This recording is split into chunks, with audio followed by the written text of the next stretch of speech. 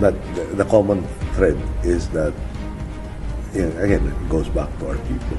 They weren't there.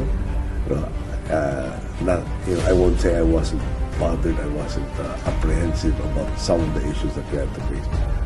Going against China. How will China treat us if we dare?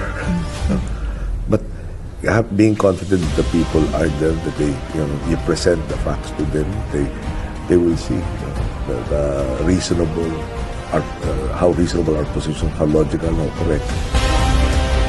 Tapos nag-file sila ng kaso, nanalo tayo. Yung papel sa totoong buhay between nations, yung papel wala yan sa pangbugoy. Sabihin ko sa iyo, bigay mo sa akin, sabihin ko, putang ina, papel lang yan. Itatapong ko yan sa push basket. We have on our side the 1982 UNCLOS and the binding 2016 arbitral award, which affirms what is ours by legal right. In this solid footing and through our clear moral ascendancy, we find the strength to do whatever it takes to protect our sovereign home, through the last square inch to the last square millimeter.